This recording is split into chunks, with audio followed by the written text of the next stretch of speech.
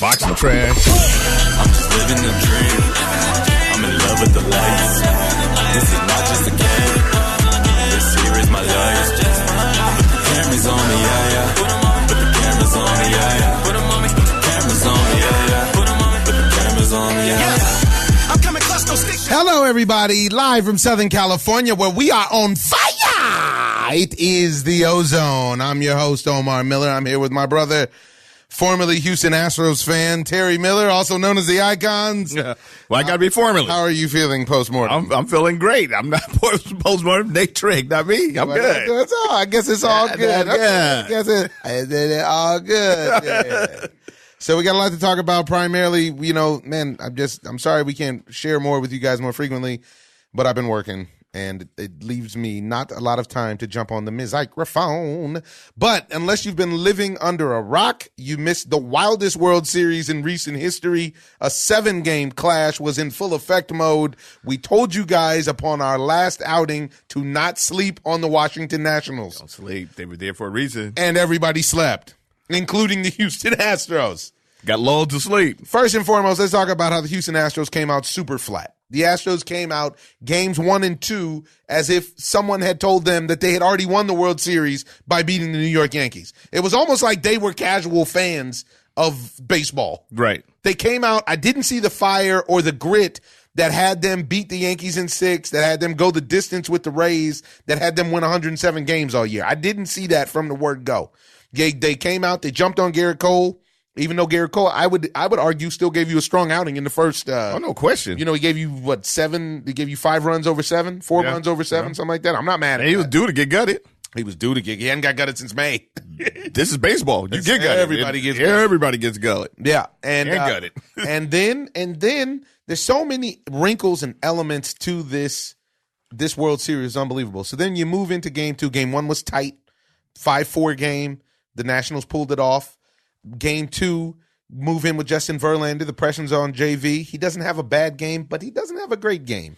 Justin Verlander's low-key Clayton Kershaw. And undercover, now it starts to come out that Justin Verlander can't win in the World Series. He can win in the playoffs. He can't win in the World Series. Mm-hmm. Then we shift. Then suddenly that game was just a wash. That game was 12-3, and it looked like that it could be sweep city for the Astros. Go back to Washington. We get to the nation's capital, and the Nationals forget how to score. Zach Greinke, of all people, comes out and confuses the bats, followed by Urquidy, who confuses the bats, followed by Garrett Cole, who totally and completely dominates them. And we go back to Houston 3-2. Odds on, it looked like that the Astros were going to win in 6. I had said the Astros in 7. But it wasn't to be. I thought it was in 6. Yeah, it was not to be because game 6, they came out looking flat, and Steven Strasburg totally and completely dominated for 8.1 innings. No, he didn't. He got in trouble. Like I said, he totally and completely dominated for 8.1 innings. No, he did not. He gave up 2 runs. Yeah, he gave up 2 runs, but he did not. 2 hits over. They actually tricked that game and probably the series with them not scoring that run. What was it, in the 3rd or 4th inning when they had the runners with a runner at first and second? I mean, the runner when they didn't send the runner home. Gary Pettit didn't. Ladies and gentlemen, Terry's been drinking. We're going to the details, and then Game 7 was actually a great game with a lot of controversial calls that from the manager, not from anybody pretty much except for the manager. But I want to give you a full World Series breakdown of one of the most bizarre and historic World Series that you'll ever run into. This truly was a fall classic. All right, let's start with the pitching. You know, the Washington Nationals are the best team in baseball, and they just beat who everybody, including myself, thought was the best team in baseball, basically with 3 pitchers for the entire series. Yes, I completely agree. That is really riding them out for Dave Martinez. That's basically lulling you to sleep. You never really pick up on the fact that they're only using 3 pitchers. It was tricky. It was like a subliminal 3, right? Mm-hmm. And one of the 3 pitchers weren't dominant in the couple outings. 100%. Yeah. Max Scherzer was not unbeatable by any means. And nor was Corbin as well. I was talking about Corbin, but Scherzer was a little wobbly. They jumped on Scherzer early in Game 1, jumped on Scherzer early in Game 7. one thing that I've noticed about this World Series was when the Nationals started to score, because their bats were silenced when they were in D.C., something about playing indoors in Houston seemed to make a big difference for them. Also not facing Garrett Cole and Zach Greinke, because these are the two pitchers who dominated for the Astros. Garrett Cole and Zach Greinke dominated the Nationals. I don't care what anybody says. On both sides of the spectrum, really hard and really soft. Yeah. Pinpoint accuracy and total overpowering domination. I could see how Zach Greinke was really, really effective. He was killing them. Yeah, just because he had his sinker working. He was change up. The breaking ball definitely was working. Then he would sneak the fast, run that joke up on you. Run that 89 on your head. Wait, dude. I wasn't ready. Yeah. He made Anthony Rendon look bad. Until he didn't. But yes, I agree.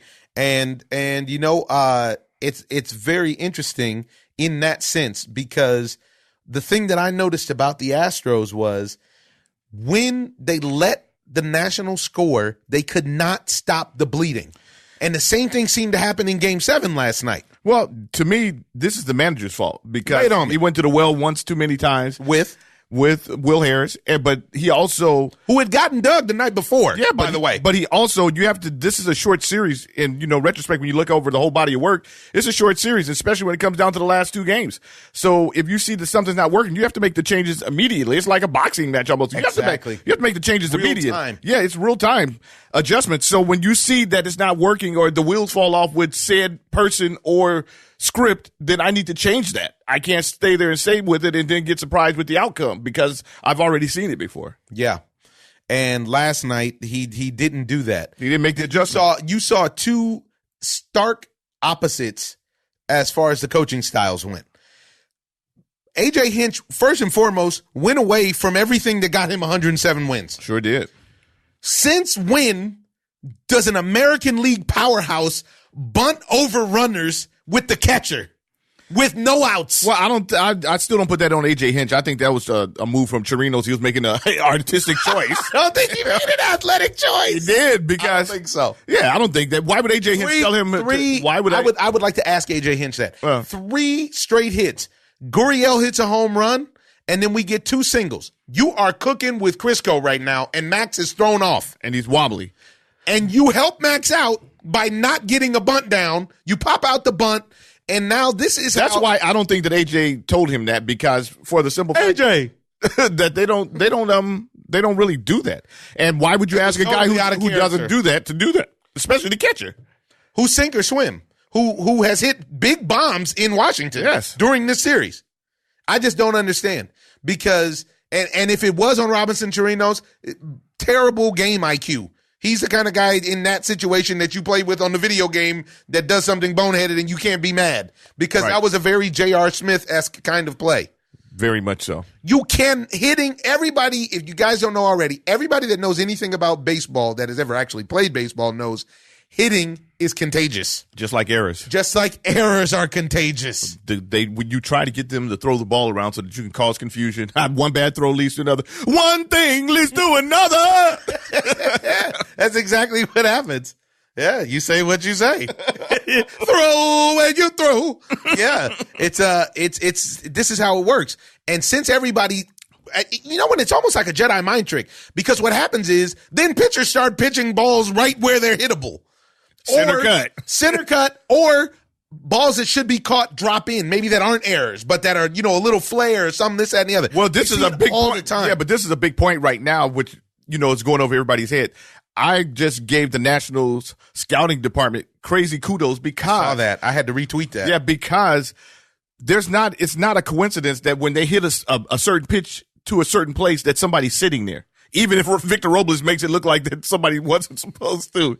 But it's not a coincidence. They've set that they've aligned their defense to go where the pitches are. It's unbelievable to watch. It's unbelievable. And then you can see that the Astros were completely out of sync. Position. Yeah, they were out of because 2 outs and they're getting 2 outs hits. Even that ball that Juan Soto caught, that George Springer swung on the 3-0 pitch, that could have. He was right in the right. He was in the right spot. It was a difficult play, but he was in the right spot. If he was 2 feet to the left or the right, he doesn't make 1 foot. That ball almost hit the ground. Yes, and that scores 2 runs. And that's the difference between 4-0 and 2-0 is massive from a mental standpoint. Yeah. Well, it was like what I was just talking about with Gary Pettis. Because so game 6, yeah, it is something that I didn't hear anybody talk about, and I love John Smoltz analysis of baseball games, by the way.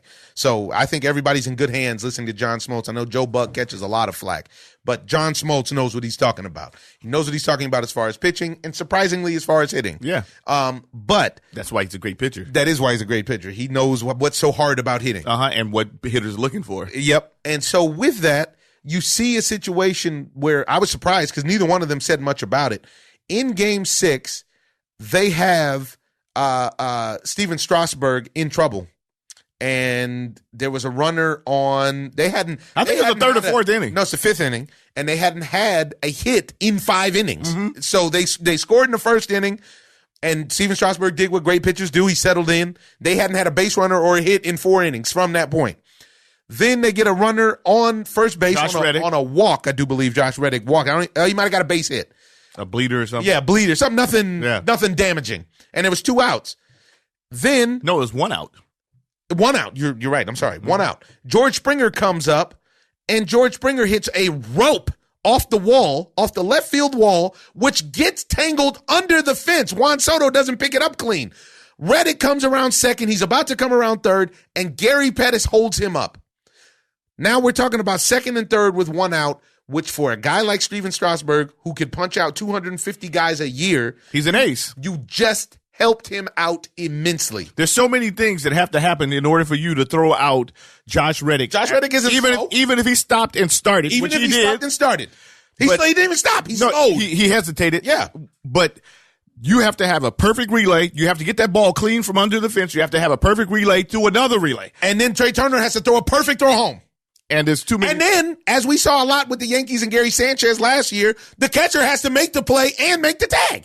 But the thing of it is that when there's a different approach to the game when I have a 1-run lead and when there's a tie game. You're putting Steven Strasburg under the gun at this point because now he has to pitch a different way. He has to have a different approach. And what you're doing is now you're saying that what I'm saying is that if you threw him out at home, you would have a guy at least at second, probably third. You have a guy at third with 2 outs. Altuve coming up with 2 outs. Yeah, which you ended up with second and third with 1 out, and then which turned into 2, which then turned into because Altuve struck out. Yeah. Because he knew that he was anxious. Because he used his aggression against him because the whole world saw Jose Altuve actually hurt the team. And now when you watch baseball with baseball people, folks, which most people don't do, when you watch baseball with baseball people, they bring stuff up about how stuff bites you later on. I watched Jose Altuve hurt the team in game 4, I think it was, because there was a situation where he should have taken a walk. It was runners on second and third. He was up. He got hit by the pitch. It was game 4 because it was Patrick Corbin was pitching. He got hit by, and it wasn't 3. And it was Patrick Corbin. Yeah, and it's actually a hit by pitch just because it touched your clothes. It can't touch your uni. At which point he made no protest or nothing else, but he should have went to first base. He did not go to first base. Bases would have been drunk for Michael Brantley, and he did not do that, but they still ended up winning the game, so it seemed like it was no big deal. Well, the difference with people who actually play the game and people who don't play the game is Steven Strasburg was in the dugout and saw that. He clocked that, and he said, man, this dude wants to be the hero. He is anxious. So what happens, and not only Steven Strasburg, Yan Gomes, Kurt Suzuki, the catching battery knows that this dude, that you can use this against him. Mm-hmm. And that's what they did. And they struck him out, a huge strikeout, which now puts the team in a position to have to get a base hit to score as opposed to a sacrifice fly to score. Or just contact, because he did not strike out on a strike. He struck out on a ball in the dirt. The first pitch, 5 feet. The first pitch was a slider, a foot off the plate. And I took a hack. I had to. I always do. Too excited. Yeah. And he hurt the team. And this kind of little stuff ends up hurting the team long term. It came back to bite them in game 7 as well. There are so many small things that that was game 6. Sorry. Yeah, that was un-Astro-esque. It was unbelievable to watch. Yeah. It was unbelievable because they broke character a lot of ways. I saw Carlos Correa starting to pull his back together. He got a bad call. He got it. That hurt the team bad because they were still only down 4-2. Yeah, and Wolf had called a good game up until then because everybody was mad at Randy Wolf. What's it? Jim Wolf. Jim Wolf. But Randy Wolf's brother. But he had a pretty consistent tight zone. I thought he had a good zone. And he got caught up in the crowd. This is the we'll get to this next point. We have a caller who wants to join this conversation. He had a good zone until after Rendon hit the home run, and there was a walk to Juan Soto, which is what got Greinke lifted, and he actually threw a strike on a 2-1 pitch and should have made it 2-2. And instead, it went 3-1, and Zach Greinke wasn't going to give in, which is why he walked Juan Soto, which is not Zach Greinke's style to walk people. But he also recognized that he did not want to give up the game-tying home run, so he just put him on base. Will Harris do it. So probably not thinking that he was going to get pulled because he figured he could carve Howie Kendrick like he's been carving him all day. Well, here, I mean, I looked at that picture several times. That's a strike. But no, that one was a strike that we were just referring to. The Juan Soto pitch. The one that Howie Kendrick hit out was a great pitch. That was low and away. Low and outside. This is great professional hitting. Come on, man. What do you want from Howie? I'm not even mad at Will Harris. No. He just seen it too many times. Yeah. There's too much video of you with that. But let's get to Game 7 where they really lost the series. And in Game 7, in my opinion, even though they could have beat him in Game 6. Yeah. Is that the Astros left 21 runners on base in Game 7. Yeah. And ultimately, they had Max Scherzer in trouble a lot. He was on the tightrope. He was on the tightrope, and that positioning helped. Yeah. But they helped him. They started chasing pitches out of the strike zone, and the thing that you saw the whole time is the only pitcher that could get them out in the strike zone was Steven Strasburg. Yeah. Not even Patrick Corbin, because Patrick Corbin was the beneficiary of some Steven Strike Zone, but Steven Strasburg. That's a great nickname. He didn't get them out in the zone. He got them out. He got ahead of them, and that's what he did to work well for him. He got ahead of those guys, and he made them fish, and that's something that the Astros usually don't do. I tell you what I saw, honestly. Michael Brantley is the one to stay composed, and George Springer stayed composed. Because look at how the game ended. I know, but you got him. But I know, which was terrible. But that was like deep. Yeah, but that was like six pitches into their bat, so he stayed tight. And honestly, what I saw was that the Astros cracked under pressure, and you could see that. And now I disagree because I don't feel like it was a crack. I feel like it was what you had stated earlier that some of these guys were trying to be heroes instead of just playing within the game. I don't know. I watched Alex Bregman was tight. Alex Bregman was tight because he was. Jose Altuve was tight. He had done so much and he spoke so much that he had to try to live up to what he was. He wrote a check that is behind couldn't gas. His bat couldn't gas. And he want to walk with the first base with the bat. Blah, blah, blah. And I told you so much to cover. Let's get our caller in. We got a New York Dan on the scene.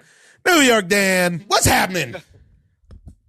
How's it going, man? Yo. You tell me, how does it feel to not win the World Series from a team in your division that wins the World Series that you guys were better than?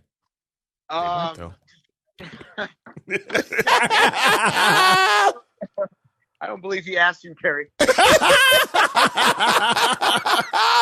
Talk to me, man. We're talking about the series at large. Look, just to catch you up on the conversation, a couple key plays that we felt like where the Astros really blew it. Game 6 when Gary Pettis, the third base coach, did not send J.J. Redick on what would have had to be a perfect relay twice to throw him out. They had Strasburg in a little bit of trouble. Really the only time they had him in trouble. Would have tied up the game 3-3, wouldn't it? No. 2. Yeah. 3-3. He only ended up giving up 2. Yeah, would have tied up the game. I think it might have tied it up 2-2. Did he give up 2 in the first? He gave up 2. Oh, okay.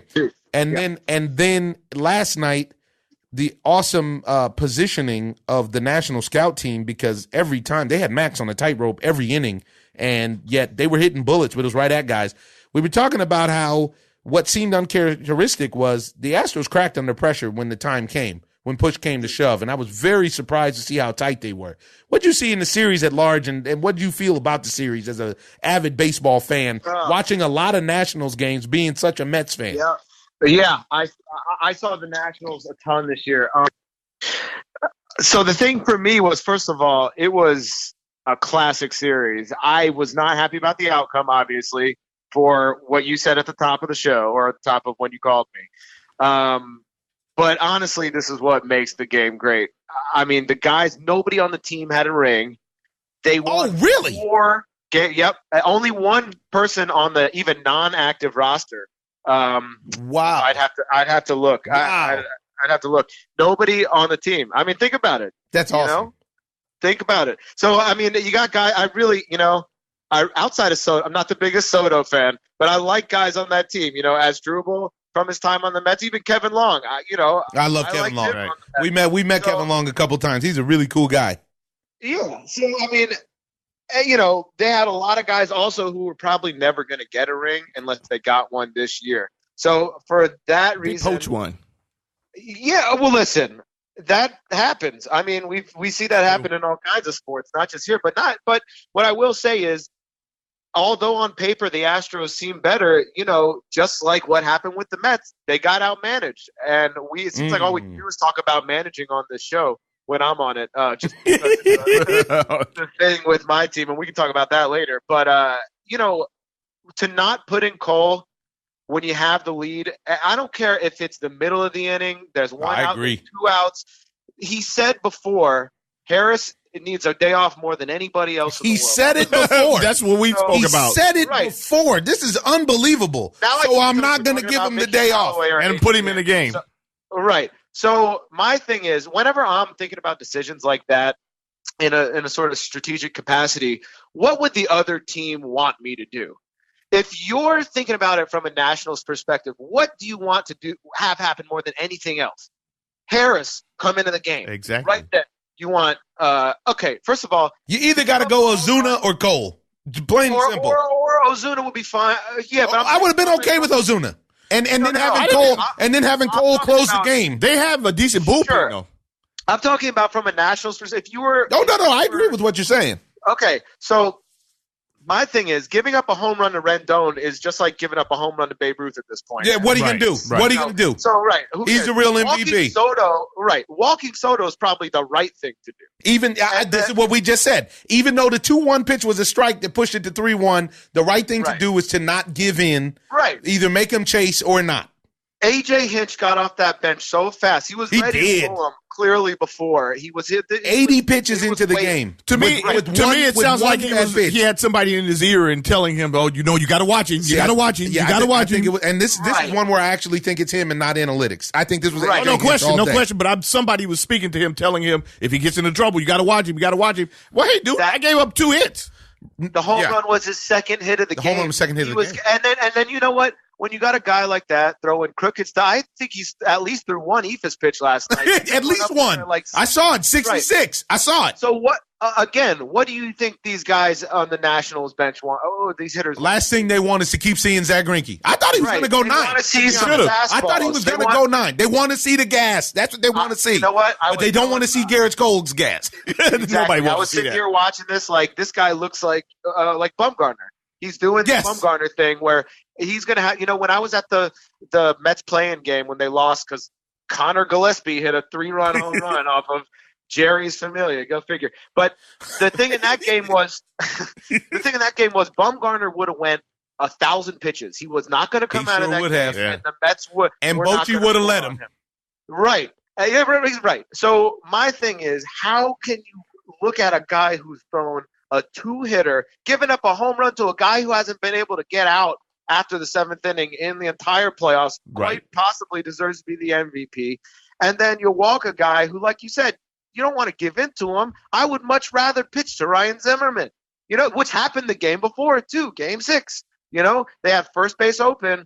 I believe it was Howie Kendrick. And I would much rather pitch to him too. I'd much rather pitch to anybody. And Kendrick had a good series, but come on. You would rather go with me.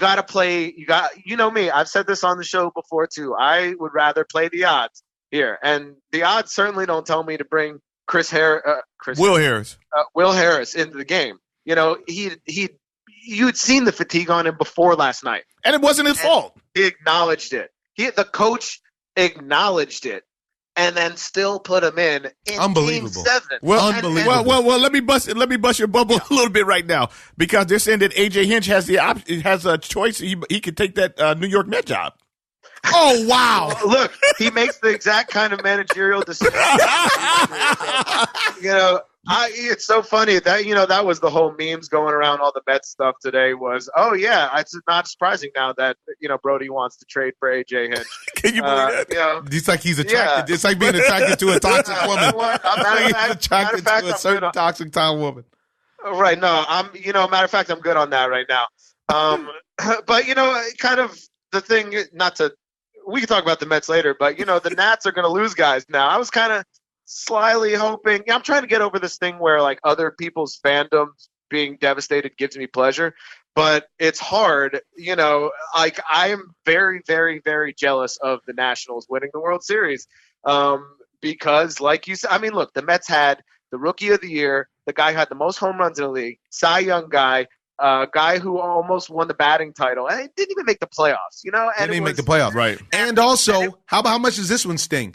And a terrible bullpen, just like the Nationals had a terrible bullpen. It's the same thing. You could have Think about that. You could got three horses. You could have rolled 3-4 guys. They have more than 3 guys. They got more than 3 guys. You can ride.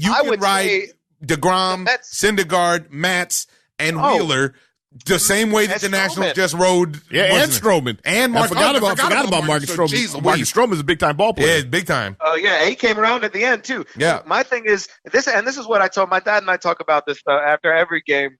After the Milwaukee game, obviously Milwaukee was down their MVP, and they weren't that good of an offensive club. But, I said there's absolutely no way they can manage like this through the whole playoffs. And guess what the fuck they did? Managed it just like that, the whole playoffs. They're ready to go to Game 8 like that. They're ready to go to Game 8 if need be. And that's good because Garrett Cole will be fresh. Right. Well, and let me ask you this. Now it don't look so crazy that they sat Strasburg out of those playoffs, right? Hey. They got it done. It was a long-term play. I don't play mine long-term like that. I actually think that team was better than this team. Yeah. Between us, that was really, really fucking stupid. I thought it was really stupid. Ridiculous. But who's to say? Maybe he pitches. Maybe he overextends himself. Maybe he has an elbow blow. Or maybe gives you the Garrett Cole and stays in the bullpen for 7th. Or maybe he deals all the way into October 3 years ago and actually wins the World Series.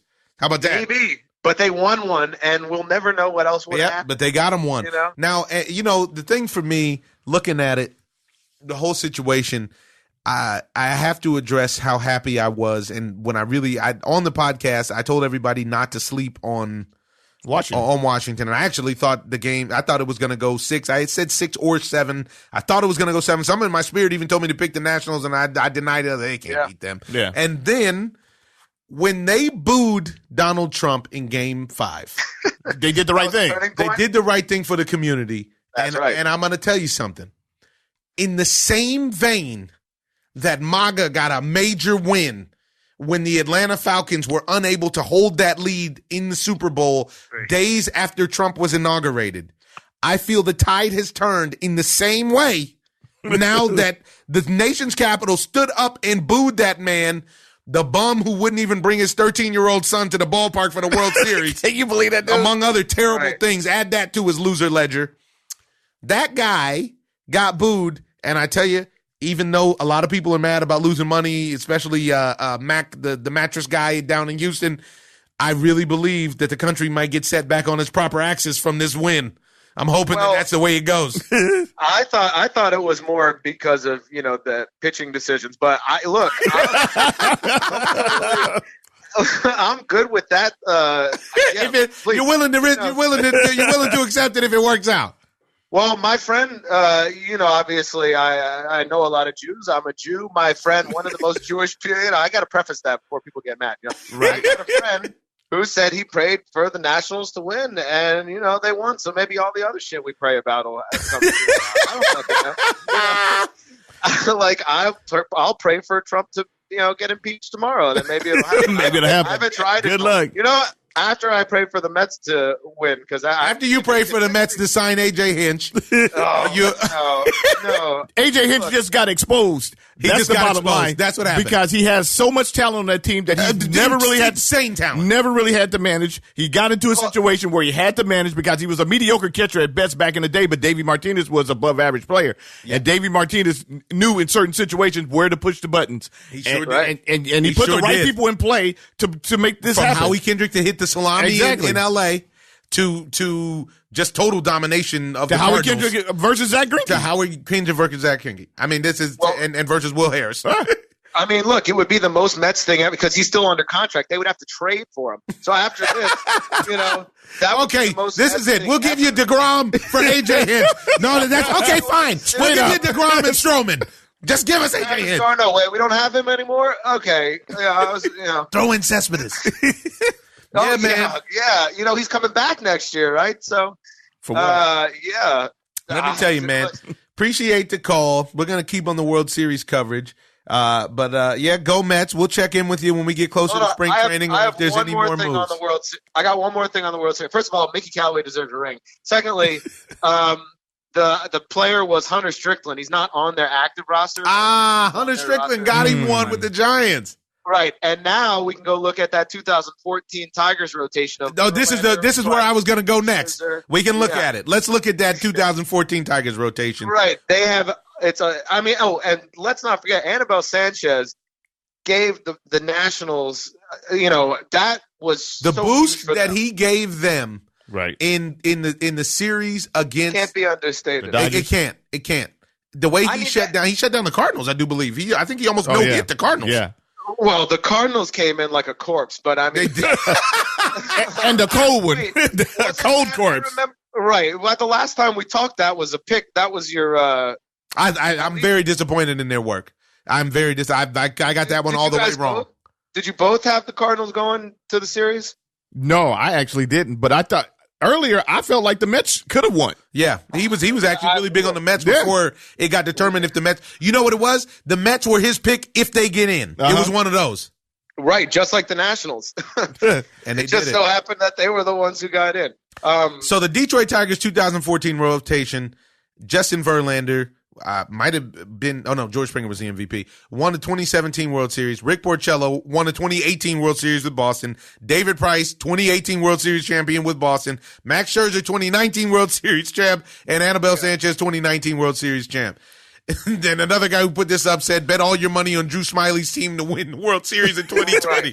That is hilarious. And they also had the guy probably hit the Triple Crown that year, right? They did. That was the year that Cabrera hit that Triple Crown first time in like the 60 years or something. Well, but look at this though. Arizona Diamondbacks have got some explaining to do too, because you have Patrick Corbin, Zach Greinke, and Max Scherzer.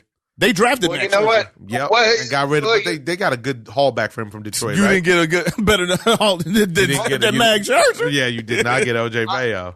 Look, I haven't talked to you guys since I guess last time I closed before the playoffs. So I got to hear some about how this series went in LA. I know you guys must have been at some of those games. Oh man, listen to the pod. We talk about it on the pod. We were at Game 5, the determining game. I didn't think the Dodgers was going to win. Is it because they didn't play anybody the whole year and they hadn't no? I mean that didn't help, but that's not it. They don't play the game the right way. This is more mismanagement. Yeah, because they actually have the talent to get the job done and they don't use it properly. Terrible use of Clayton Kershaw. I know that I sound like a Clayton Kershaw apologist, but honestly, Clayton Kershaw, you could have felt the electricity in the stadium when he came in. Oh my goodness. You could have wrote that all the way to the World Series. Man, they could have wrote that all the way to the World Series. He came in, he strikes out Adam Eaton on 3 pitches. He should have rode off into the sunset, and that should have been that. Instead, you set him up to fail and you bring him back out there. Honestly, now I don't know if mentally he'll ever be the same after watching that footage of him in the post game. Because he's always seemed above the fray. Yeah. Like he's always known, hey guys, you say what you want to, but I got the good stuff. And you know it. Yeah. Deep down, you know it, and I know it too. But this time he looks like he may have been broken. And really unfortunate. Is managing a baseball team really this fucking hard? Like, yes, it is. It is. No, just like playing a baseball game is this hard. There's so many moving parts. But like I get all the minute details, but like, you know, things like not out the lineup card right, or the matchups, the lineups, and it's not dictated or predicated. Yeah, the positioning. I mean, all this stuff means so much. Every pitch means something. Let me ask you this: when you've done all that right, how hard is it to like win? You know, put Garrett Cole in when you've got the lead. This is the issue. You've done it right until you don't. Yeah, now you have some and Dave Roberts and AJ Hinch. The big difference is that Dave Roberts got out in the first round, but Dave Roberts and AJ Hinch both have the same questions to answer, just in different formats, because ultimately you set franchise records with your wins because you pushed the right buttons for the season, and both of them went away from what got them 106 and 107 wins. Yeah. Which makes no sense whatsoever. Yeah. So we'll catch you sooner than later, man. Spring training's around the corner. We got a couple dark months, and then we'll turn it around. I know you guys don't talk basketball ever for some reason, but anytime you want to talk NBA, man, you know I'm here. Yeah. Yeah, we will. You're in the center of the NBA world. We're in the center of the NBA universe. That's right. All right, man. Good hearing All right, from you. man. We'll talk to you soon. Late. Yeah, all right, Terry. Oh, Omar, congrats on the show, man. I love the last season. I was blindsided by that, too. I tell you, you watch out. Keep your arteries clean. But I thought they were going to kill you off, man. All right, man. All right, later. Late. Good, guys. All right. Yeah. Staying in this same vein. Oh, that's what I meant to ask him. And you know what? I think you're right. When I go back over it, as much, I need to go as much as Steven Strasburg dealt, I got to go with Rendon or Soto for the MVP. That bomb Rendon hit changes everything. Well, I think that what Adam Eaton did. I mean, Adam Eaton was a monster. Adam Eaton was. I can't give it to because he's 2 games which he was dominant. But I literally have to go with the guys who are in the pressure cooker 24/7. I mean, they're literally it matters. It matters. Every play. It matters defensively and offensively. Unless you give me Oral Hershiser or Yes. Madison Bumgarner. Yeah. You got to do me something that's way over the top as far Way as over the top. overpowering. Other than And that, I need a relief appearance. and I need a relief appearance. or a complete game. I need something over the top. I need some over But the top. I can't give that to the pitcher in this situation. I agree. But even though he dominated. He dominated. Not to downplay what he did. In every play. Every situation. He's in every pitch, What every- Anthony Rendon did for the team, both defensively and offensively, was incredible. Adam Eaton played a great series. You never questioned his defense, which means that he played good defense. Yeah. I'm not high on him like that. And But I know you aren't. And the kid Juan Soto, forget about it. Yeah. Dude, the superstar was introduced in this series. And in this October, because he balled the whole October. And Rendon balled the whole October. And that's the big difference between him and Yordan Alvarez. Jordan got exploited a little bit, and then he adjusted. But he never went itchy like Juan Soto. in big situations. And Juan Soto hit a mammoth shot off of Justin Verlander, which changed the whole dynamic of the series in Game 6. Juan Soto was intimidating. He was intimidating. Jordan was not intimidating. Yes. We always felt that, all they have to do is go to the dirt and we'll get Jordan. Yeah. You go to the dirt, Juan, he'll lay off. And that's one of the reasons why he got that call. Yeah. Yeah. Wow. Yeah, so I don't know. I still got to do more thinking on it, but I probably go with that Rendon bomb off of Zach Greinke was so big. Yeah, but it wasn't a game changer really like that. It wasn't. It was one run. It's a momentum shift, but it wasn't a complete game. That's what changes the game. It didn't change the game. That bomb is bigger. They were still down. Is bigger, even as big, if not bigger, than Howie Kendrick's bomb. No, you high. No, you're high. You know why? Because that's the bomb that actually made AJ Hinch say, "I gotta go grab him." But Howie Kendrick's bomb, come on, man, moved him ahead in the score. No. But the bomb, Zach Greinke was unhittable at that point. Yes, very much so. And in the same way that we talk about how hitting is contagious, all of a sudden everybody believed they could hit Zach Greinke, even though they never showed that they could hit Zach Greinke. I don't believe that they believe that they can still hit him. He's throwing off-speed pitches that are so hard to hit when you're tuned up or dialed up for 96. For 96 and 97. I agree. Because now in this part of the season, everybody's bringing it. He made him human, man, and it means a big deal. And coming off of that, another human is Garrett Cole. And Garrett Cole is Audi. Because this is what Garrett Cole Audi commercial. He's in an Audi commercial. And this is what Garrett Cole had to say after the game. Yeah, a lot of good friendships. Obviously learned a lot about pitching from my teammates, from the pitching coaches and pitching staff. Learned a lot more about the game from AJ. And it was just a pleasure to play in the city of Houston. I mean, they're a good team. So, I don't want to say, I'm so shocked that they could win 4 games, But, I think both teams probably would have imagined that somebody would have been able to defend their home turf at least once. I said it earlier, I'm going to have some friends from this clubhouse probably for the rest of my life. So you just don't take situations like that for granted. And winning a lot is fun. So, yes. So basically he told them bye. He told them bye in a polite way. There's more to it if you want to catch it on MLB.com. But Garrett Cole, wearing his Scott Boras hat, crazy. Basically said, I want to get paid and it's time to bounce because you guys are playing games and I wanted to carve. You guys are playing a good game of puzzle. You guys are playing a solid game of puzzle, but I wanted to play a championship level game and I wanted to carve. And I gave you guys every opportunity to do that. I heard somebody floating around, I think of one of the guys from, was it ESPN or one of the pundits talking about saying something to the effect that Garrett Cole probably didn't want to get into the game because he didn't want to get hurt. I have a hard time I have a 0% belief in that. I have a hard time believing a ball player that doesn't want to play ball, even if I'm getting ready to get paid. You're going to get paid either way. I'm going to get paid either way. If I get Tommy John surgery, I'm going to get paid. I was about to say, it's a Kevin Durant kind of situation. Yeah. I'm going to get paid. Kevin Durant is sitting out the whole year, and he's getting paid by the Brooklyn Nets. Yeah. $40 million. Because next year, they know what he's going to do. Because next year, they know what time it is. Yeah. So it is what it is. Yeah. I don't believe that A.J. Hinch said that he decided that he wasn't going to bring him in unless he had a lead. And he had a lead. So I don't know why he said that. Well, unless he had a lead or to close. Or if it was Saturday. and 3 o'clock with a 4 o'clock shadow. I looked out there to pay. He had a 5 o'clock shadow. No way, dude. You're not getting in the game. Didn't feel right. I had to go with Will Harris. Went with my gut. Unbelievable. And got gutted. Went with his gut and got gutted. That's if you bring in first and foremost, man, nobody's mad if you don't take Zach Greinke out. Right. That's his game. But they have more pitchers. Of how baseball has changed. And I have a real for the worst. I have a real serious gripe with it.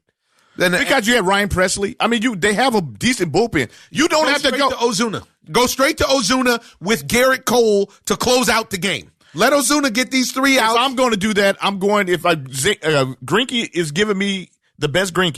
He's going to be the best Greinke. I'm going with the next best thing, which is Garrett Cole. I have Ozuna close the game because for some reason closers have the propensity. They have a problem. Well, but they don't have that. They don't necessarily have that problem because that was a high stakes situation. I agree with what you're saying. But that was a high stakes situation. Yeah, it was a high stakes. They have a problem when they come in with the game tie, and you still see that he didn't get it done. He did not get it done because they need to be in that situation. They need to. There's a mentality. Something has to happen. But guess what? This is probably a bullpen day for Garrett Cole.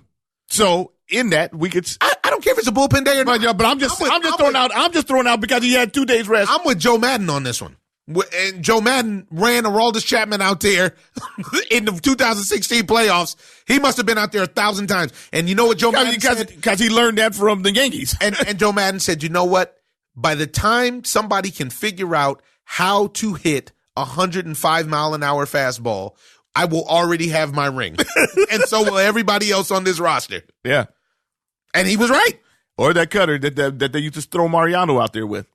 I'm sending him out there, dude. I'm running him out there. Bases drunk, no outs, in the game, and we're up 1. Yeah. And guess what? He'll get out of it. He'll get out of it. In the 7th. Yes. And he'll pitch was the 7th inning. And he'll pitch all the rest of the innings and close this game out.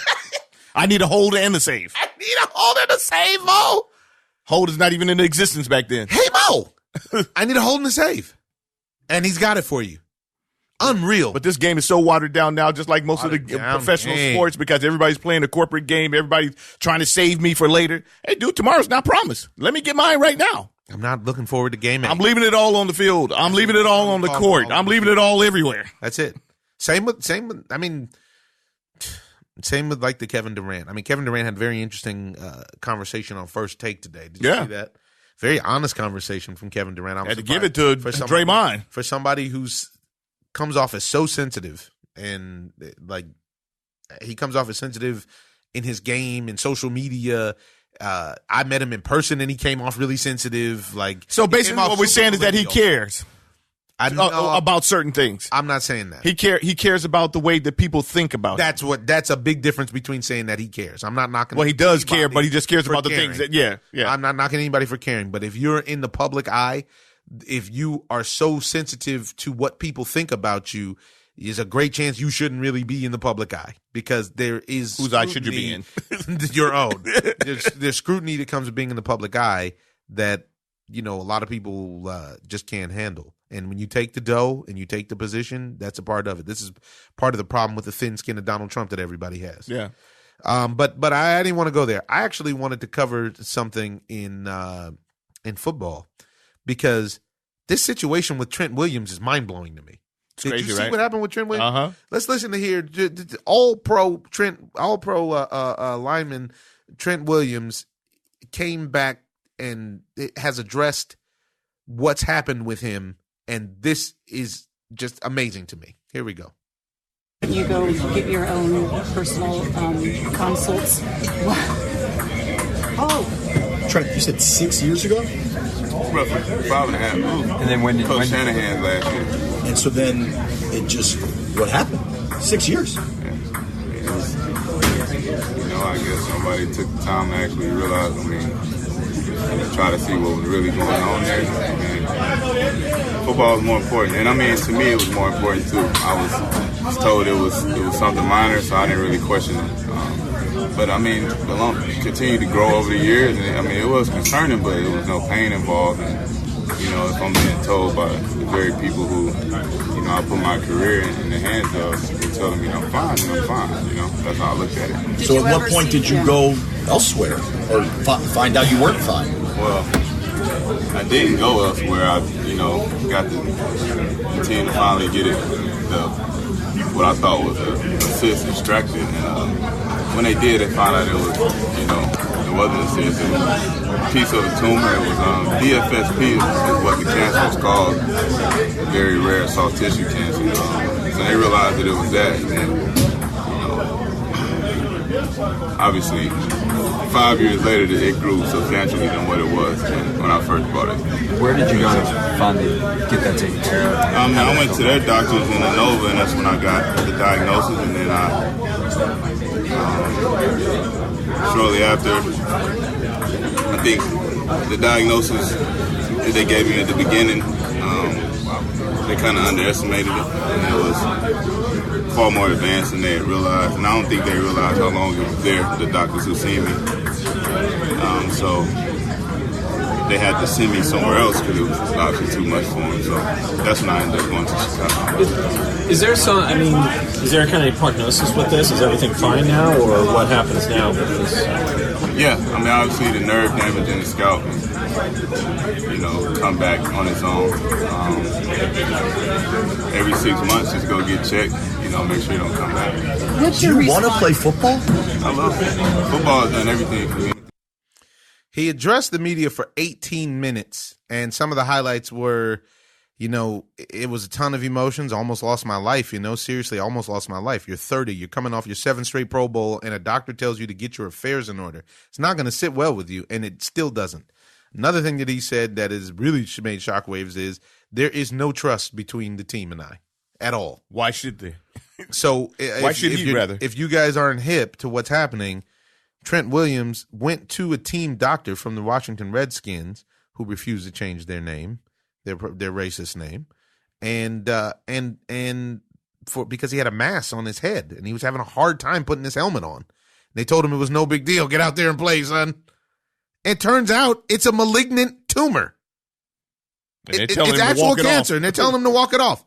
6 years later, he finds out that he has stage whatever cancer. And thank God he's going to be okay. But this is why you come to find that he sat out. Everybody thought, the deal was too big. Oh, he wants more money, blah, blah, blah, blah, blah. This is totally and completely understandable. Yeah, but they made it look like he was a greedy ball player. The whole greedy ball player image. First and foremost, why don't we look after the athletes, especially football players, because they have nothing after they get through playing football except for a broken body, and a lot of them have brain trauma. And this guy had cancer, and nobody there to stand up for him because he's actually trusting the team to do the right thing. And it's basically trusting the corporation to do the right thing that didn't do it. And he took the high road and said he doesn't actually have any hard feelings towards Dan Snyder. What can you do? Wow. This is it's mind-boggling. It's mind-boggling. We can talk about the NFL. I don't really have that much to report on the NFL because the league is garbage. But it's wow. Do you have anything you want to cover in the NFL? No, just it's nothing of consequence necessarily. There's nothing major going on besides the 49ers not losing. Yeah, trade deadline came and went. Yeah, and there wasn't any really big movement. Kenyon Drake went to Arizona. Aqib Talib went down to Florida. Miami. Yeah. There's not a lot of movement that's happening because, especially with football, it's hard to make trades in football. Those guys have to learn playbooks and everything else. You have to learn a scheme, and it's hard to plug and play. Not the defensive player, but the offensive players. Right. They thought that Le'Veon Bell was on the market, and they said that the Steelers are in the market for him. He would have been pissed if he would have had to go back to the Pittsburgh Steelers. If I was him, I would have been pissed. I would have been there and caused a ruckus, as they say. Yeah. Moving on to basketball real quick. You know, the season is just starting out. It's rounding out. I'm pretty surprised that they're resting Kawhi Leonard already on the Clippers for load management, which is this whole what is going on? This whole world-class athlete, dude. And not only just world-class athletes, if he was not playing, I can guarantee you that Kawhi Leonard would be giving somebody so much in the gym right now that you would not be able to understand. He would be out there dealing. Like, dang, why aren't you in the league, dude? Exactly. He play every single night. Multiple games. Multiple games, dude. Multiple games. Work a decent job, then in between, and then go play. Then work out. Yeah. Give it to some dudes that was talking slick. Oh, okay. Get in a couple fights. Yeah. That's it. But now we have to manage him. He can't play back-to-back games. And you have to say, this is the same thing that went on with Garrett Cole. It's the same thing that just went on with Garrett Cole and why the Astros we're saving him. Have one ring instead of two. We're saving him so for when he's with another team. We're going to make sure he strikes out another 300 guys next season. Probably us. And he's going to strike out us a lot. But along those lines, one thing that I did find interesting that Kobe Bryant came out and took a shot at the NBA and said that he wouldn't make an NBA comeback even if he was 100% guaranteed to win another title. No, I like my rings the hard way. I heard that. He doesn't want to lay up. Post NBA Kobe is my favorite Kobe, I have to say. He's much more tolerable now than he was when he was the athlete, the star athlete, because he's still the star athlete without playing. Yeah, and he's telling you the truth. He doesn't want an easy dub. He wants to work for it. He wants to work for it, even if his version of working for it is playing with the most dominant player of all time. Yeah, but he always. But it's not like he didn't show up. I don't ever. No, he always was prepared. Now, Kobe, you never saw an out of shape Kobe or Kobe that was not prepared like these guys nowadays. These guys aren't prepared to play the game. No, you didn't see. And if they are, then they'll sit out. You know, these guys spend too much time in the clubs, and then you surprised that when big money. Yeah, they got big money, but still, Kobe had big money, but you didn't see Kobe hanging out in the clubs nonstop. That's why he was an elite player. That's why you have a handful of elite players that don't spend their time in the clubs. You have a handful of elite players also that do spend time in the clubs and still get busy. I like James Harden. Yeah, a handful of dudes that they can just go both ways. Yeah. What can you do? But he doesn't win championships or titles. And the last thing I want to cover in basketball is this. I play just like I play in real life on video games, which really makes a lot of my fans upset.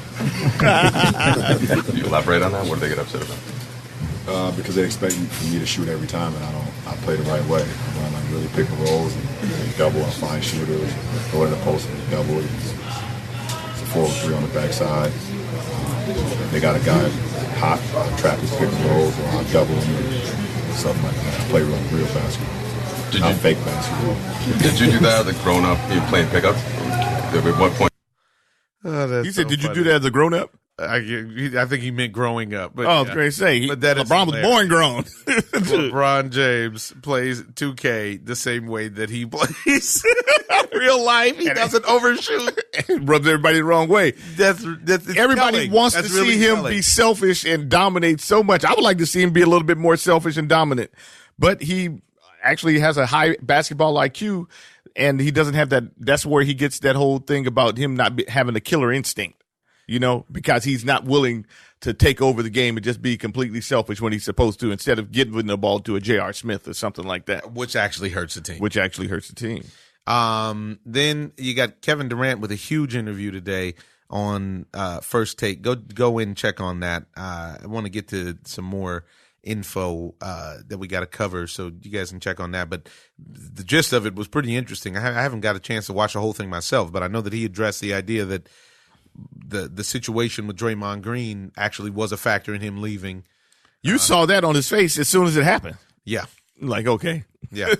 Okay. He said that he has no interest in being better than anybody. He just wants to be the best version of himself. That's cool. He has, these are all, obviously, I'm paraphrasing all this, said that he likes watching Kyrie, Dame Lillard, LeBron, Kawhi. These are some of his best players, favorite players to watch.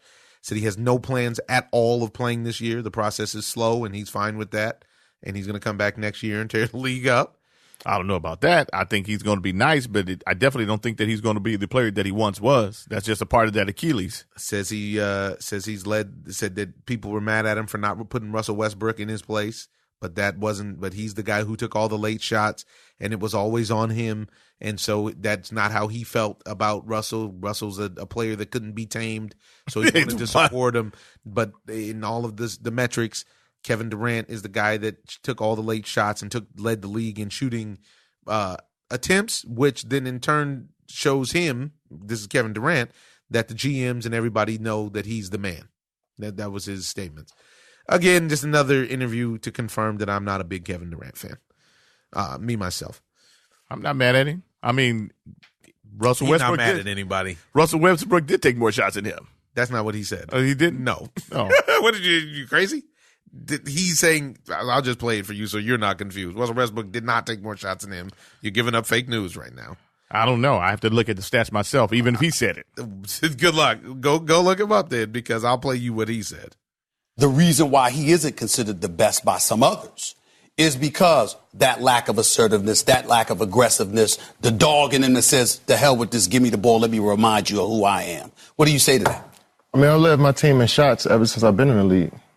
So always been number one on the team in shots. It's like, but playing with Russell Westbrook, a lot of people say that I should put him in his place. Like, he's a player that you can't put in his place. He's a big personality. He's a player that you can't tame. So, like, I was just going to support him no matter what. I think that's what a lot of people try to say, is that I wasn't assertive in putting Russell in his place. But my whole thing was to let these guys grow and be creative in their own space. You know what I mean? That's what teammates do. So, I mean, I always led the team in shots, always took the late game shots, I always was trusted to make all the plays. And I averaged 39 minutes a game almost my whole career. So that shows you my GMs, the coaches, trust me to be that guy every single day, every game since I've been in the league. Speaking of, that's what he's saying. How many minutes per game did he say average? 39 out of 48. I see 36.9. You must be looking including preseason. I don't think he's talking about preseason. Anywho, looking at his career, it's a ghoulish good time on Halloween. So now, moving forward, I want to talk about boxing because this is a big weekend in boxing, ladies and gentlemen. 'Tis going down. Not only is we had a big weekend boxing last weekend. Man, there's so much action going on. The kid Shakur Stevenson balled out. Crazy. Balled out. He balled out. He went in there and got it done. There's a lot of just so much action to cover. We need to actually start doing more shows, bro. Plain and simple. Team Canelo came out for some reason today and said that they're ready for Better Biev. Why they would say that? Said Kovalev is better than Better Biev, so Canelo's prepared to fight him too. It's not true. It's just not true. Canelo today said that Kovalev is the best at 175, and that's why I'm fighting him, which is not true. You see an old tired man and you want to go beat him up. That's the bottom line. And who's vulnerable to the body. Exactly. And hopefully he has enough in the tank and just not taking this cash out right now so that he can go ahead and set you straight, little whippersnapper. And then you come to find there was a very serious piece that came out that the working relationship between Canelo Alvarez and Oscar De La Hoya and Golden Boy is not in good shape. And that is being made abundantly clear by Golden Boy's top star, Canelo Alvarez, who was secured a $365 million deal, who apparently did not appreciate the idea that Oscar De La Hoya promised a third fight with Golovkin. Surprise, surprise. He did not appreciate. Now, the funny thing about this with Canelo is Canelo actually left the promoter he was with to go with Golden Boy. And he came out and said that there's no loyalty in Oscar De La Hoya. Oscar changed managers. Oscar changed trainers. I'm a loyal person. He's not. This is all strictly business now. So this is very, I don't know. This There's trouble in paradise. But the big news is the fight is on for this weekend. Right, and there's going to be a lot of trouble in paradise if he loses. Ooh, cha. Well, and that's the whole thing. I think that what their strategy, the exit strategy is if somehow or another Kovalev can summons up a dub, he goes back down to 60 where he has the belts, where he's got this franchise title where he can run around. Because the Zone has staked their claim with him. This is just all it is to it. Yeah. The money is there. And they got to pay him his $36 million regardless of who he fights us or if he fights a named fighter. I don't want none.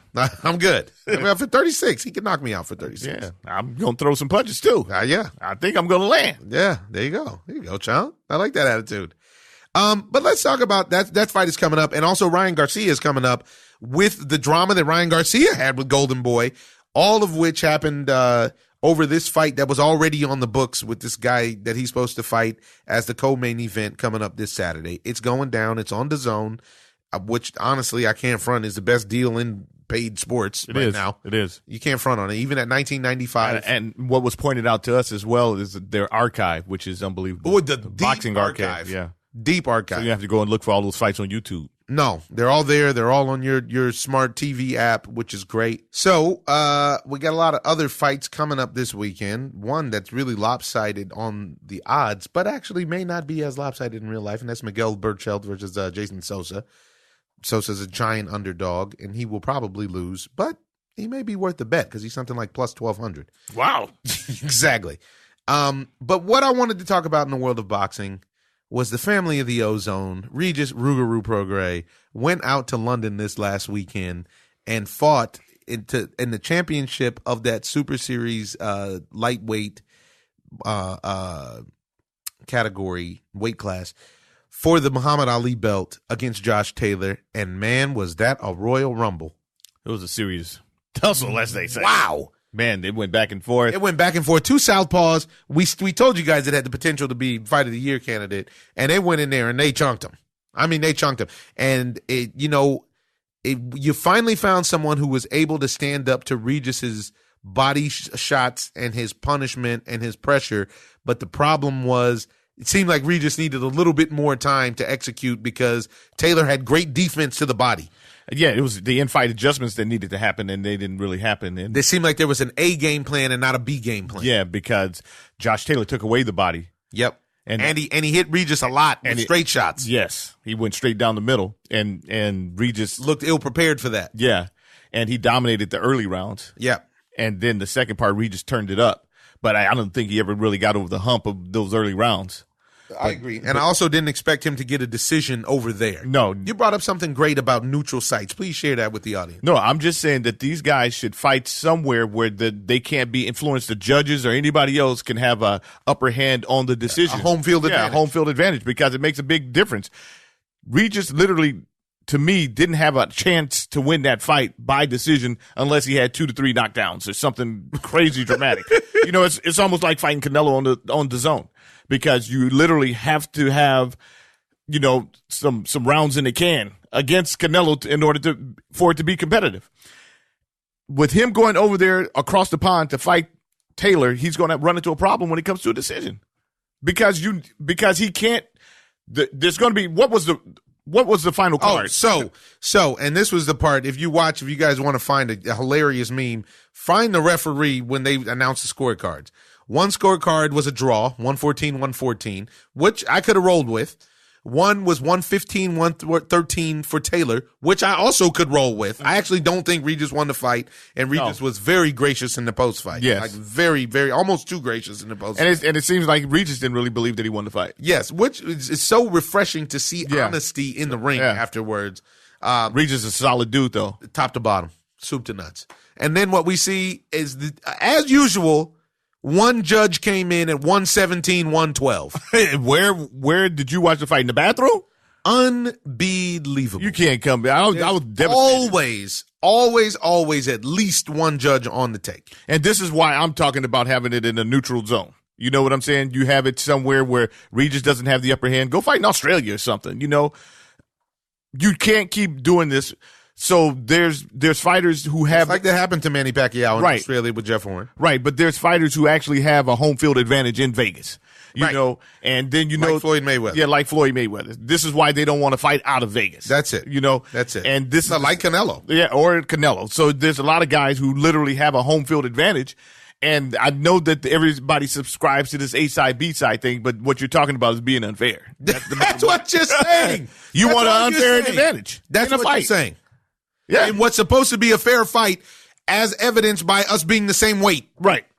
Which is supposed to make it as fair as possible. Exactly. That's why when you fight in Los Angeles, you're going to find very rare that there are fighters who are literally centrally located, born and raised in Los Angeles or this area, which makes it a great place to have fights.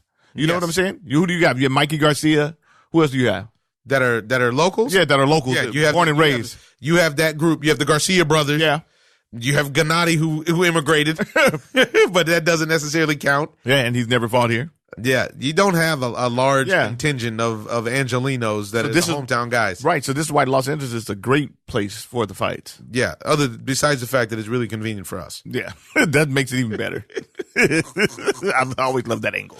I really like that angle myself. Another angle that is not surprising is that Julio Cesar Chavez Jr. has been temporarily suspended by the Nevada Commission. What juice was he on? But listen to this one. We won't know. You know why? He's suspended after evading VADA collectors at his Studio City home last week. He declined drug tests and faces a hearing with the commission on November 20th. The fight with Daniel Jacobs, slated for December 20th in Vegas, is in jeopardy. Yeah, don't worry about it. 6 months later, they don't care. Under the rug. I should take another Quaalude. Love me in the money, Frank. That's all it comes down to in boxing. Boxing ain't serious about no health. They're not serious about health because it's a dangerous sport. And as we've seen earlier this year, there's so many guys not. We'll be down 4 boxers? Yeah, come on, man. That's a lot of people who died in the ring, literally. You know, come on. It's too far. People watch their lives beat out of them. Right. And we still have guys testing dirty. It's dangerous enough without the test. I mean, without the juice. Unbelievable. Yeah, man. Who you picking this weekend? You know what? To me, the odds are in his favor, which is Canelo. Yeah. But I wish Kovalev could really give him a good fight. You know, I hope that he could give him a good fight, you know, because the big man coming out there and doing the big man things. But Canelo picked this fight for a reason. And so everything is set up for him to take the dub. You say it's set up. What can you do? I'm with What can you do, child? I never felt like the Kovalev was a real threat. I'll be pleasantly surprised if he becomes one. Yes. But I never felt like that. Also, now that he's got a belt, for some reason, Gervonta Davis said he's going to move up from 130 to 135 and then 140 and fight Josh Taylor. Josh Taylor responded with, "That's the best joke I've heard in a good while." What a minge. Gervonta could fight at 140 because he always walk around about 160. He has a hard time making 130. I ain't the slimmest guy in the world myself, but that's not my job. So that's what's going on in the world of boxing. Let's see what Do It for the Tipper has for us in the world of the NCAA. Tipper. There he is. Well, do it then. Since you're doing it for the Tipper, let's do it for this. Well, what is it? Well, what is it, Big Ezo and the Ozone? What's the word? How you feeling out there, man? Man, I'm good. High winds. I'm good. High winds. Are you in a fire zone? It's probably about 25 miles west of me. Good. The only thing worse than all these winds is the dry air, man. We're below 10% humidity. I mean, it's crazy dry out there. Man, I'm going to say the fires are worse than the dry air and the winds. I said the only thing worse than the fire. No, you didn't say that. No, child. I'm going to have to go back and check the tape because you played too much. You know he good at trying to do that. Oh, my goodness. And you know I bust y'all out all the time. You got the false prophets. Goodness. Whatever. Everybody in the ozone, this is what we have to deal with. Why did you get him started? He just said that it's the only thing worse than these wins, but he didn't hear it, so it didn't happen. Ladies and gentlemen, Terry's going to run for president. He's fully qualified in the current political climate. Anyways, what do you got going? Talk to me about your picks, man. People are on me about these picks. We gotta go at least 6 for 9. Well, talk to me. Ooh, 6 for 9. That's about the average. Takashi. Last week I was pretty nasty last week, but you know we'll go through week 9 of the NCAA and then we'll jump into week 10. All right. So in week 9, I went with number 13, Wisconsin, upsetting Ohio State. I lost that when Ohio State ran deep up in over Wisconsin. Plain and simple. How you doing? So that's my one list. That's my one loss. Then Went with number 5, Oklahoma. That was a big upset. They lost to Kansas State. Now, we have to count it because it is an L, but I'm sure that everyone in National Football land, OZONE land, would not have, picked Kansas State to beat Oklahoma, so I'll take that one. I went with number 20, Iowa over Northwestern. That was a W. I went with number 2, LSU, go Tigers, over number 9, Auburn. That's a big game. I went with number 6, Penn State, over Michigan State. Sorry, Michigan State guys.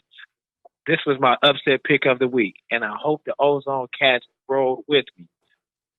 I said number 15, Texas, was going to lose to Texas Christian University, TCU Horned Frogs, and it happened. Ooh, that cheese. Big. Hook Next 'em was horns. number 1, Bama over Arkansas. Then Boston College lost to number 4, Clemson. And lastly, the game of the night, I went with number 8, Notre Dame, to upset number 19, Michigan, and it didn't happen. So for week 9, I went 6 out of 9. Pretty good. Not so bad. But So not what do we got for good week enough. 10? For week 10, I need some OZONE assistance. I want everybody join in. I want to taste the sweet nectar of an upset. Where do I go? Okay. And we got one. So number 14, Michigan, is playing at Maryland. Maryland just beat Notre Dame. I'm sorry, Michigan just beat Notre Dame. But I don't think that Michigan is that good on the road. So we're going to start this week with the upset. First call, I'm going with Maryland over Michigan. Ooh. Second game, NC State at Wake Forest. Let's go with number 23, Wake Forest. We got Virginia Tech at number 16, Notre Dame. I'm going with Notre Dame. Big game in down south. Number 8, Georgia, is playing against number 6, Florida. Gators. I'm going with them dogs. Them dogs. UGA. On the road. My upset. On the road. In the swamps. I'm going with them Georgia Bulldogs, SEC. Then we got Wofford at number 4, Clemson. I'm going with Dabo Swinney and them Clemson Tigers. Number 9, Utah at Washington. Let's go upset again. We're going to the Pacific Northwest. I'm going with Washington over number 9, Utah. I might have a nice parlay. That's Hey, a parlay. do it. Let's do it, Washington. Hey, Washington wins big games. I'm going with Washington. So we Get out go. to Vegas early. Game started at 9. Damn, I'll get off work on Friday until about midnight. You won't be able to wake up and see the game. I won't even see the game. That's my wager When in. they'll blow all the smoke in your face. No, Terry, it's the fires. The fires are worse than the smoke. Man. Then we got number 15, SMU. Welcome to the top 25, SMU, and they're playing against number 24, Memphis. Welcome to the top 25, Memphis. I'm going to go with Memphis right there. Oh, wow. Then we got a big game at the house. Number 7, Oregon, visiting to play against them USC Trojans. Them Trojans has been rolling. They've been hot. But I'm going with them Ducks. It's duck season right now because I have early in the OZONE, early in the season, I said that Oregon will probably be one of those teams that's on the border, on the cusp of making it to the National Football Playoff round. Right. And lastly, that position. They moving up. We got number 21, Boise State. I already know where you're going. And they playing against them San Ho Alumni Spartans. At Spartan Stadium. 4-4 right now. One more game, and they are bowl eligible. Spartan's getting blown out. I don't want to hear that. He gonna mess up his car and pull around the Spartans. Yeah, you gonna mess up your car on some nostalgia, truck. Call the games right. On some sentiment. And you go with the whole shit. You so damn. They had the nerve to send me something talking about, we want you to post go Spartans. I was like, man, as much tuition as y'all done got off my name, right. I called about my nephew getting in a day or two after the deadline. Right. They're going to say we can't help you. Right. Care about those Spartans? I guess we bash your San Jose Spartans. Now put them on your car. Put them on your car. Put them on your car. Go ahead and mess up your car. I'm going to bash them too because I'm sure I still got some parking tickets. Hey, I'm sure that too. I'm going to Boise. Oh, my goodness. Hilarious. Yeah, man. And that's all I got for the Ozone for the college football picks this week. Tell me this: what you got for the NCAA paying these athletes now? That's what I was gonna say. I wanted to, and before you go into that, I want to throw something else into the mix that I haven't heard many people reporting on for some reason, which is you see Big David West is working with a startup, a Bay Area startup guy that bought into a new venture that is a college basketball league that would challenge the NCAA by offering salaries ranging from $50,000 to $150,000 to the top prep players nationally and internationally, while setting them up with a clear path to higher education.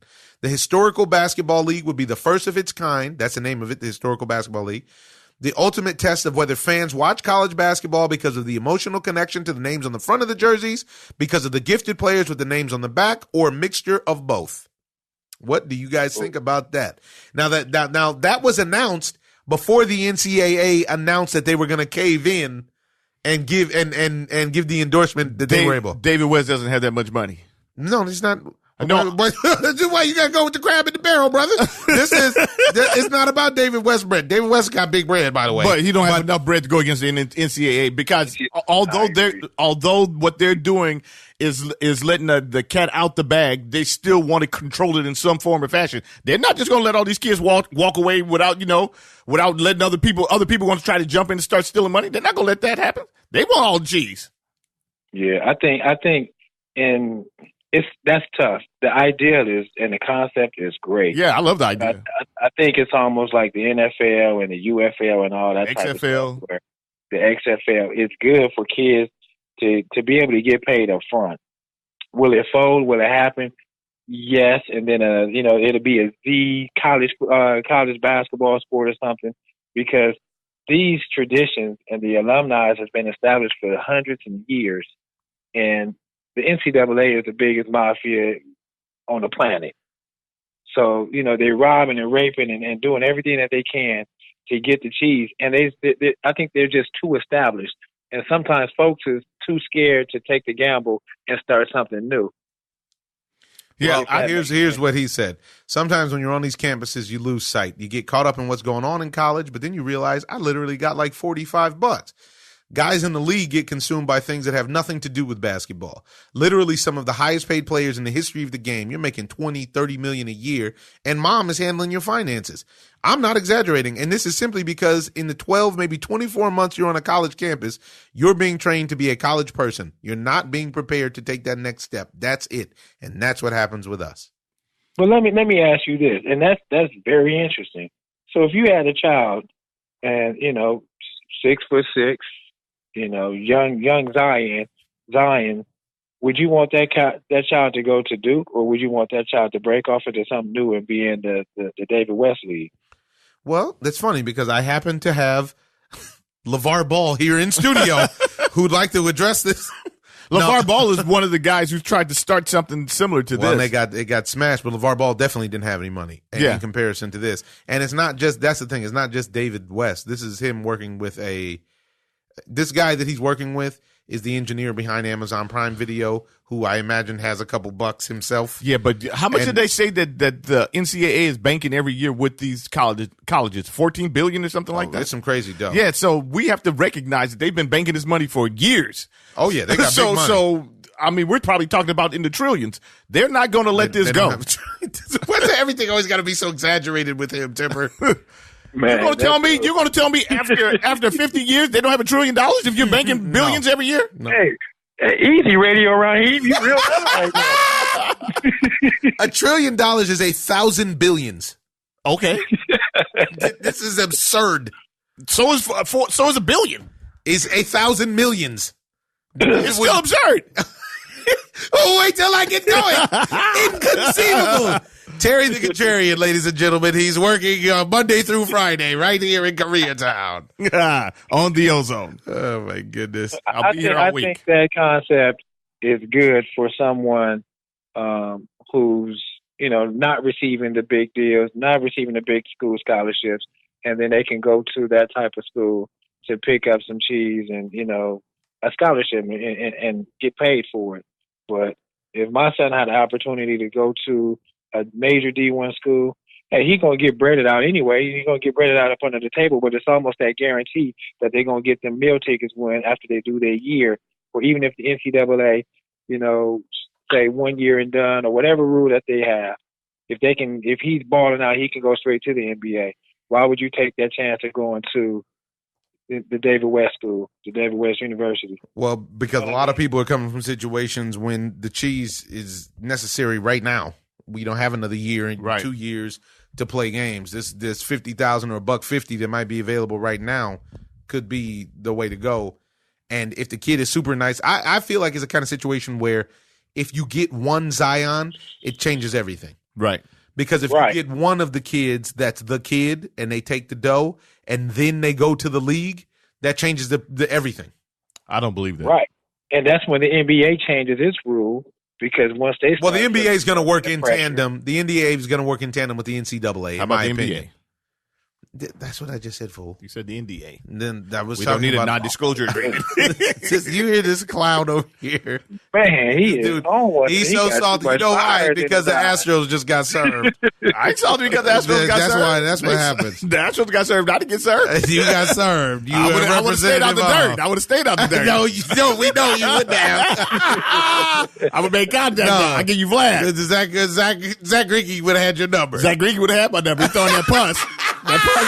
But that's why I told you that he had him in the first place, because that puss has everybody's number. You called it, John. You called it. I'm sorry. Don't be mad. I'll leave you with your $1 trillion. I'll leave you to count your $1 trillion. You wait till the NCAA comes out and tell you about their bank. Which they'll never do. Yeah. They never do. That's like trying to get Trump taxes. It ain't oh, my goodness. All right, do it for the tipper. Last thing, because we're wrapping up the show. We went long this time because we had so much to cover. Who you got this weekend? Kovalev, Canelo. I'm looking at a picture right now of Kovalev, who literally looks 5 weight classes bigger than Canelo. Really? I mean, he looks like a Brutus the Barber beefcake. He looks like Brutus the Barber. This is a great way for him to cash out and ride out to the sunset. I'm happy for the Crusher in this sense. Yeah. Yeah, I'm not going to say exactly who, because if it's I think we talked about it months ago. If it's a fight or a boxing match, I'll give it to Canelo. But if it's a phone booth, a brawl, I'm definitely giving it to Crusher. I think you got it backwards though, because Kovalev doesn't need to get in the phone booth. He's a bigger man. He needs to stay out there and use that leverage on him. No. I think Crusher got to make it an ugly fight. Canelo ain't fought an ugly fight since forever, ever. He's the more experienced fighter, the more polished fighter at this time. Because how old is Kovalev? 37, I think he's 35. Something like that, 36 or 37. Okay. So which is hella old in boxing. Yeah. But, yeah, so, if it's a boxing match, I'll give it to Canelo.